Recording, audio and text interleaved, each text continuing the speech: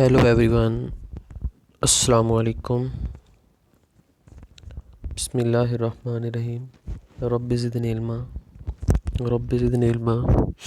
Students, आज हम zoology ए chapter 3 से टिश्यू स्टार्ट करने लगे हैं।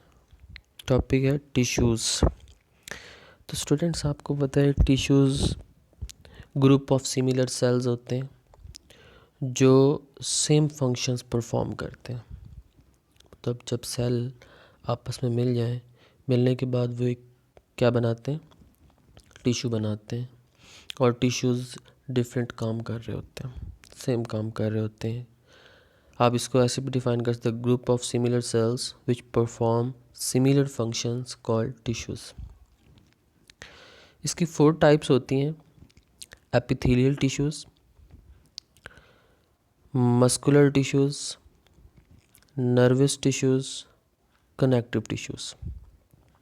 आपकी बुक में जो तरतीब है वो epithelial tissues, connective tissues, muscle tissues और नर्व टिश्यूज़ से है। इन तमाम टिश्यूज़ को वन बाय वन हम डिस्कस करते हैं। सबसे पहले epithelial tissues. Epithelial tissues, the sheets of tightly packed cells are called epithelial tissues. ये हमारी बॉडी की इंटरनल एक्सटर्नल सरफेस के अंदर पाए जाते हैं और ये टाइटली पैक्ड होते हैं। मतलब इसके जो सेल्स हैं वो टाइटली क्या होंगे, पैक्ड होंगे। Free bordered are the free surface, rest on the basement membrane and non vascular. इसके अंदर वेसल्स मौजूद नहीं होते। फंक्शंस क्या परफॉर्म करते हैं, ये मटेरियल को एब्जॉर्ब कर ले होते हैं। जैसे कि आपकी जो लाइनिंग्स हैं, इंटेस्टाइन्स हैं, इंटेस्टाइन्स की जो लाइनिंग होती हैं वो भी मटेरियल को एब्जॉर्ब कर रही होती हैं। इसी तरह ये ट्रांसपोर्ट ऑफ मटेरियल भी करते हैं, लाइक किडनी। एक्सक्रीशन का काम करते हैं जैसा कि स्वेट ग्लैंड, और प्रोटेक्शन का काम कर रहे होते हैं। And they contain nerve cells for the sensory receptor like the taste bird in the tongue. मतलब ये रिसेप्टर्स का भी काम करते हैं। इसके कुछ एग्जांपल्स हैं। आप इसकी क्लासिफिकेशन भी कह सकते हैं कि कुछ हम क्लासिफिकेशन करते हैं on the basis of number, कि नंबर्स जो लेयर्स हैं, लेयर्स की बेस पे हम इसको डिवाइड कर रहे होते हैं। शेप की बेस पे भी करते हैं, कंबाइंड भी करते हैं। अगर हम सिर्फ नंबर की बेस पे करें तो ये सिंपल होते हैं, स्ट्रैटिफाइड हैं और सूडो स्ट्रैटिफाइड हैं। अगर शेप के लिहाज से करें तो कुबाइडल, कलमनर एंड स्क्वैमस। कुबाइडल डिस्क एक डाइस की शेप के होते हैं, और जो कलमनर होते हैं ये ब्रिक्स लाइक होते हैं, और स्क्वैमस जो होते हैं वो फ्लैट फ्लोर टाइल्स की तरह, जैसे फ्लोर टाइल्स होती हैं उनकी तरह के होते हैं। अगर हम इसके कंबाइन देखें तो कंबाइन के अंदर ही आपको मिलेंगे simple squamous epithelium, stratified squamous epithelium और सूडो स्ट्रैटिफाइड कुबाइडल। डिफरेंट फॉर्म में होती हैं, डिफरेंट लोकेशंस होती हैं। अगर हम सिंपल स्क्वैमस एपिथेलियम की बात करें तो ये आपके लंग्स के सैक्स पे, किडनी के अंदर, दिल की दीवारों में, ब्लड वेसल्स के अंदर, लिम्फेटिक वेसल्स में मौजूद होते हैं। डिफियन फिल्ट्रेशन का ये काम कर रहे होते हैं, मतलब कुछ चीज़ों को ये अलाउ कर रहे होते हैं विद द हेल्प ऑफ डिफियंस कि वो डिफियन की मदद से मूव करें। सिंपल कुबाइडल एपिथेलियम की बात करें तो ये एक क्यूब शेप्ड के सेल्स होते हैं, किडनी के अंदर, डक्ट्स के अंदर, स्मॉल ग्लैंड्स में पाए जाते हैं। सिक्रीशन और एब्जॉर्प्शन का काम करते हैं।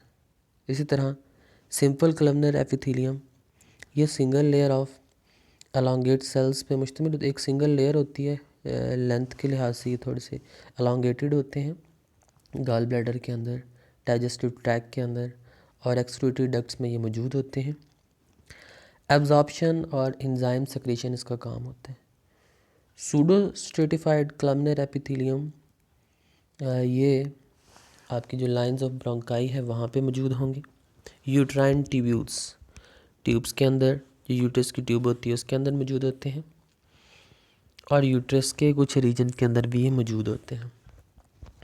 रिप्रोडक्टिव सेल्स और के अंदर मतलब जो कैपिलरीज एक्शन होते हैं, सिलरेटरी मूवमेंट होती है, सीलिया की मूवमेंट, उसमें ये हेल्प करते हैं। स्ट्रेटिफाइड स्क्वैमस एपिथेलियम ये विजाइना के अंदर, माउथ के अंदर मौजूद होते हैं, और ये उसकी सरफेस को एबॉर्शन से या किसी रगड़ से वगैरह से बचाते हैं।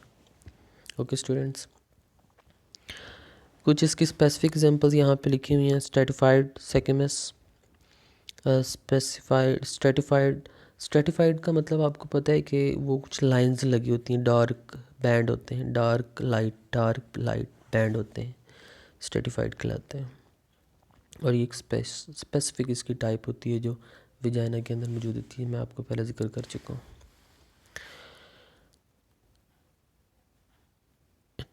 तो उम्मीद है स्टूडेंट्स नेक्स्ट पढ़ते हैं। नेक्स्ट जो है इसका वो मसल्स टिश्यू है। मसल टिश्यू नाम से ज़ाहिर हो रहा है कि ये स्केलेटन में आ जाता है, मतलब कि मसल्स के अंदर, मसल्स की मूवमेंट के अंदर आ जाते हैं।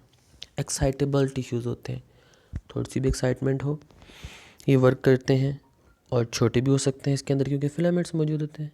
एक्टिन मायोसिन की बने प्रोटीन मौजूद होती है, ये कॉन्ट्रैक्ट करती है, रिलैक्स करते हैं। टाइप्स इसके स्केलेटन मसल्स हैं, स्मूथ मसल्स हैं, कार्डिक मसल्स हैं। स्केलेटन मसल्स को देखें तो ये मल्टी न्यूक्लिएटेड होते हैं, मतलब इसके अंदर आपको काफ़ी न्यूक्लियस नज़र आ रहे हैं, और ये अगर हम इसका एक्शन देखें तो वॉलेंट्री होंगे और स्ट्रैटेड हैं, मतलब डार्क और लाइट बैंडिंग मौजूद होती हैं। स्मूथ मसल्स की बात करें तो ये इनवॉलेंट्री होते हैं, विसरल हैं। विसरल मतलब आपके जो एब्डोमेन कैविटी है उसके अंदर ये मौजूद होते हैं, ब्लैडर के अंदर, डाइजेस्टिव ट्रैक्ट के अंदर, आर्टरीज़ के अंदर, इंटरनल ऑर्गन जो हैं वहाँ पे मौजूद होते हैं। स्ट्रक्चर आपके सामने यहाँ पे ड्रॉ किया हुआ है, आप इसको देख सकते हैं कि लैक क्रॉस स्ट्रेशंस, यहाँ पे स्ट्रेटेड मसल्स नहीं होते। ये कार्डिक मसल्स की बात करें तो ये कार्डिक मसल्स इनवॉलेंट्री हैं, आपके कंट्रोल में नहीं है। दिल के मसल्स होते हैं, सिंगल न्यूक्लियस होता है, और ये स्ट्राइटेड हैं।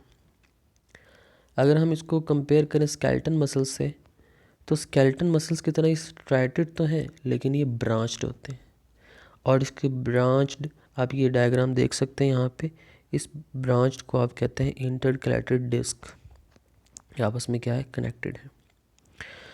इसके बाद जो टिश्यू आ जाते हैं वो नर्वस टिश्यू हैं। नर्वस टिश्यू जो हैं ये आपके बहुत सी न्यूरॉन से मिलके बनते हैं, इरिटेबल हैं, कंडक्टिव है, मतलब थोड़ी सी भी सेंसेशन होती है, स्टिमुलस आता है तो उसके रिज़ल्ट में ये क्या करते हैं, एक एक्शन परफॉर्म करते हैं, या उससे एक मैसेज नर्व इम्पल्स की फॉर्म में मूव करता है। ये न्यूरॉन न्यूरोग्लिया और ग्लीलियल सेल पे मुश्तमिल होते हैं। न्यूरॉन्स की हम बात करें, ये एक नर्व इम्पल्स कंडक्टिंग सेल्स हैं।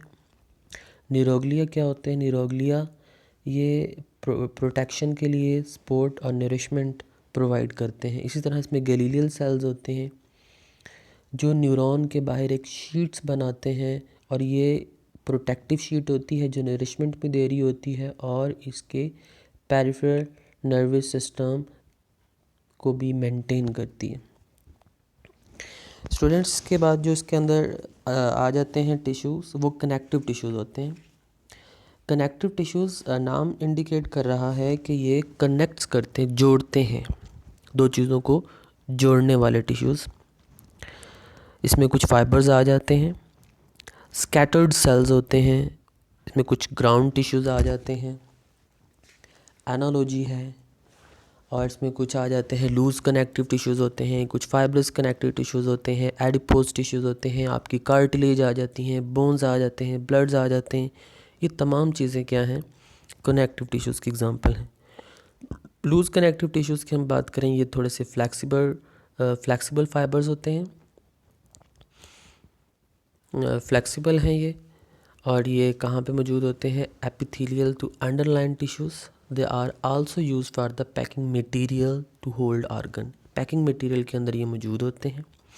इसी तरह कुछ फाइब्रस कनेक्टिव टिश्यूज़ आ जाते हैं जो कि टेंडेंस और लिगामेंट्स पे मुश्तमिल होते हैं। टेंडेंस का आपको पता है कि ये वो प्रोटीन है जो मसल्स को बोन के साथ अटैच कर रही होती है, या कह सकते हैं कि एक मसल्स को बोन के साथ अटैच करने वाले जो टिश्यू होते हैं वो टेंडेंस कहलाते हैं, जबकि लिगामेंट्स जो होते हैं वो सिर्फ बोन को बोन के साथ अटैच कर रहे होते हैं।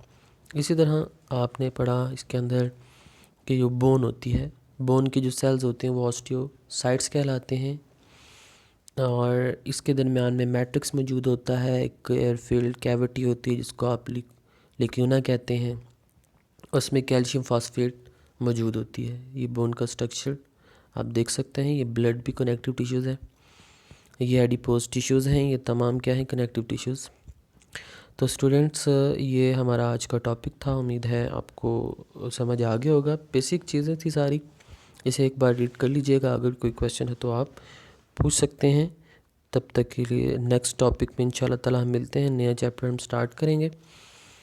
तब तक के लिए अल्लाह हाफिज़।